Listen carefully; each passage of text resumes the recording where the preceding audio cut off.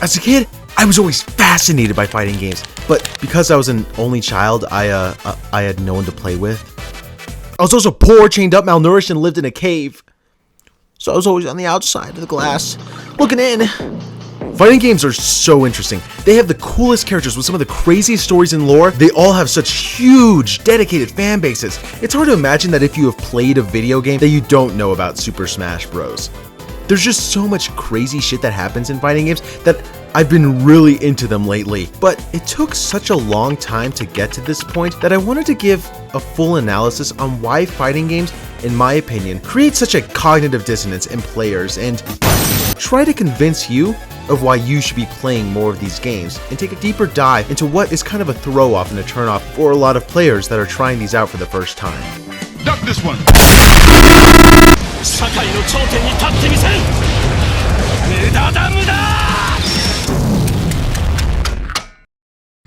Okay, if you're new to fighting games, you're seeing a whole ass roster of characters that you have no clue who they are. That's why it's easier for people to play Smash Bros, All-Star Brawl, and Marvel vs. Capcom, because you look at them and go, oh, that Spider guy, there's SpongeBob, oh, and that Shulk from Xenoblade. Whoever said that last one? If you've never played a fighting game before, these are great places to start, because these characters don't need an explanation. But before these big games, how many people knew about Kid Icarus, or Fire Emblem, or Devil May Cry, or Xenoblade, or Devil May Cry?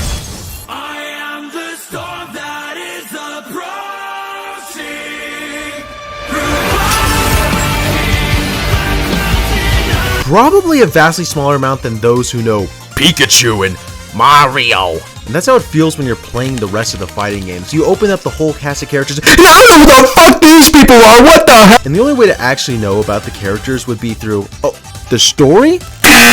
Wrong. Here we have a thing called arcade mode where you can get the story, but the story is typically a 30-second cutscene, and then like 10 fights later you get another 30-second cutscene.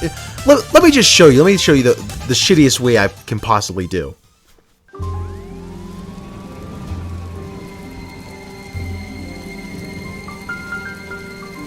I spent years laying low, trying to find peace inside. I was still clenching to that old feeling, stopping me from hanging up my hat. That's when an old friend showed up, and I knew what that meant, and what came next.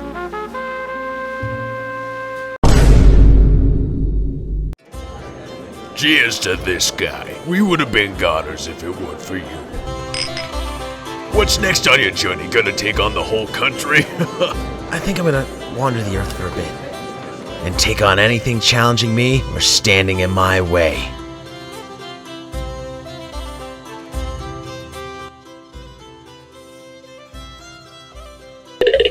And that's the problem! The only way to understand these is to watch hours of analysis on YouTube by someone that researched every sentence, handbook, and digital wiki to learn who the fuck these people are. In that moment, memories came flooding into Choso's mind. Memories that didn't exist.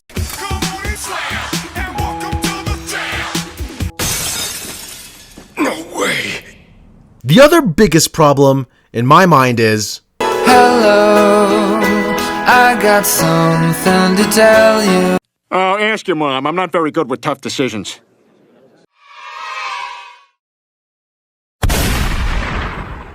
We'll be closing in 2 minutes. Every time I play online, I just feel like most of the time, I'm not having fun. Especially when you can see the level or rank of the other player, and you know this dude has 300 plus hours on the game, is gonna kick your ass and clip it for his 5 Twitter followers. These games also heavily rely on you knowing the game's characters, combos, tech, frames, and meta, and it's what makes anyone that wants to casually play the game hate it. When you play a game that's whole purpose is to win, and either one of the two players is going to feel like shit for losing, you're going to bring the toxicity out of people. It's inevitable. This is going to bring out the worst human beings imaginable. And while there's a ton of reasons to elaborate, or other points of why people aren't fans of these games, or showing why people won't even try them out, this video isn't about that. It isn't arguing the reason why these games are bad. It's arguing why these games mean something, and how everyone can and should eventually play one. Oh yeah, hey, what's up? It's me, Reno, the Reno Show. I made the video and you're watching it, so you should subscribe because this is literally me. If you even care, this is me. So this video isn't being sent to the void. Subscribe. One day, one of Mom's eyes fell out, so Dad got all freaked out and gave her one of his. Thing is, it didn't fit so well. It fell right back out and Mom got better on her own. A bit of this, a bit of that, and both of them were healed. Later, Dad's eye, the one that fell on the ground, turned into me.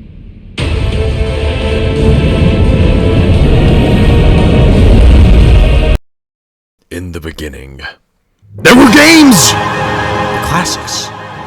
These were merely Neanderthals as comparison to the Homo sapien evolution that would come with. oh my god, It's amazing. The graphics, the characters, the music, the fact that it was more than a dot eating pellets. These were fighting games, graphical revolutions of the time, and they would continue blowing the public's mind. Mortal Kombat was a bloody, violent game that the media were outraged by. Tekken introduced in mainstream 3D visuals. They always looked amazing, played smoothly, and they kind of just kept doing that. Again, and again, and again. We evolved from caveman to the modern man, and we don't see these as graphical prowess or these home runner games that would make a console because, hell, games now are so amazing that fighting games aren't even a blip in comparison to what a game 2 generation consoles ago could accomplish. So, then what do these games have going for them?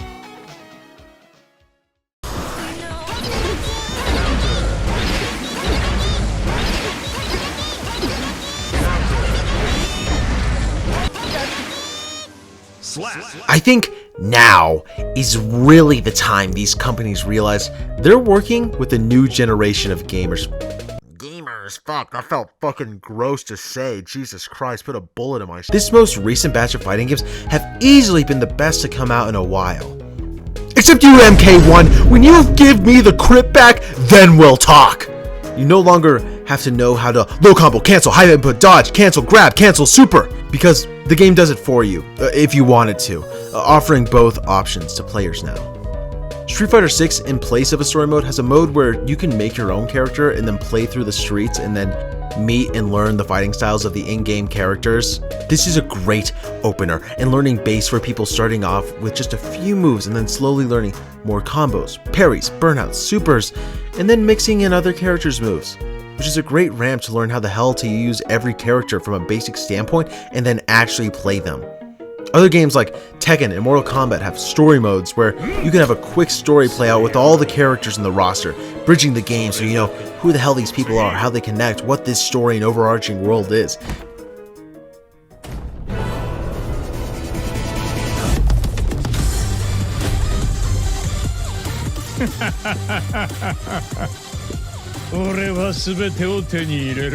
And some of them are pretty fucking awesome. These games also now have a plethora of modes that you can do instead. Grand Blue Fantasy has a glorified Fall Guys mode. They all have now battle modes or towers, challenges, to go beyond the average gameplay that you'd find from a PS2 game. Okay, you get it. Game equal good now. That doesn't mean you're gonna do fucking squat diddly about this shit. You're not gonna do anything. You know, I see you sitting there at your fucking computer screen. You're watching this. You're like, oh, this guy's talking. Fuck you. Fuck you. I'm so sorry about that, guys. I'm so sorry. I don't know what came over me. I don't know what came over me right there. I'm really sorry about this. It's really early in the morning. Okay, you get it.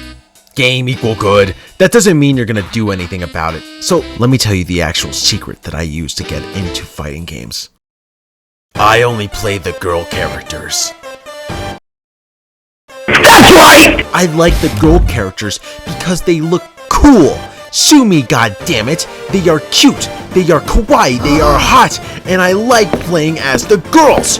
You show up for the girl characters, they always end up worse than the boys because for some reason they are always weaker, but then you stay for the plot and the gameplay. I'm pretty much saying get clickbait, and then sooner than you know, you've been Stockholmed into liking the game.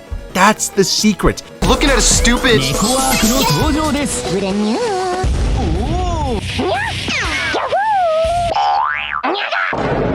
気持ちが変わりました。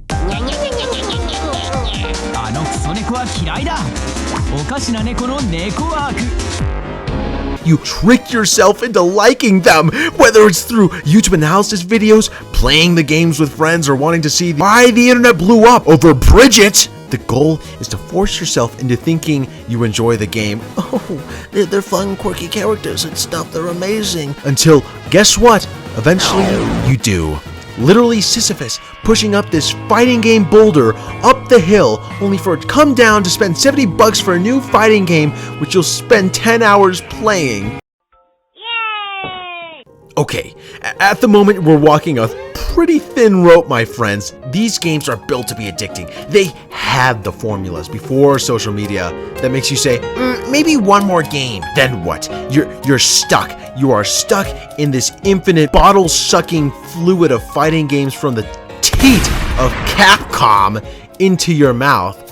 So, as your phoenix here to protect you, let me show you the scale of fighting game enthusiast to someone that goes outside and how to perfectly balance it.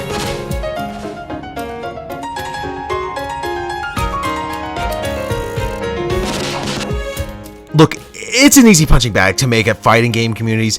We've seen the Smash Bros. Tournament guidelines, the patchy beards, but truthfully, it is easy to sink in hours to these games. So here is Reno's 3-point guide to balance the scale. 1. If you at any point want to go into the training room or practice combos, turn off the console right now. Please, just turn off the console, walk away, man. It's not worth it. Don't do this to yourself. You have better things to be doing your time. Do not be practicing your combo.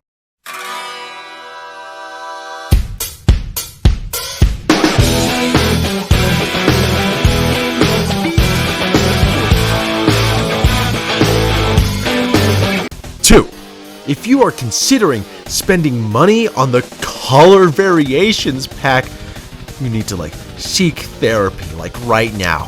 They're just colors, man. That's all they are. They're just colors. And you can unlock half of them in the game too. Come on.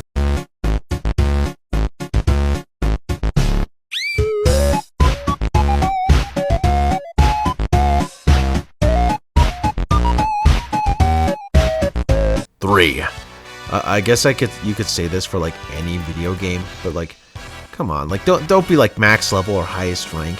Even if you're approaching that upper echelon area, you've fully experienced this game. There is a ratio of I have played the game to I am now addicted and only playing this game.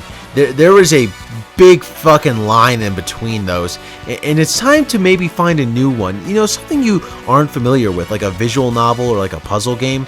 You could read, the visual novels, you read and stuff. You know, some of them are porn, but cut out that last bit. I don't need that last. Yeah, ha ha ha. We made fun of the fighting game community. You know, sure, they've gotten slandered for years, but the point of this video is to get people to actually play fighting games and experience something new in video games as a whole. If you've only played Smash Bros, try out a 2D fighter instead. Maybe a classic beat 'em up like Streets of Rage. What these games offer is a great character base that anyone could find one they like. Different styles of fighting and cultural representation all over the world. Great graphics across the board and different experiences game to game to game. Insane lore that people spend hours trying to find and decipher, and a dedicated fan base unlike no other.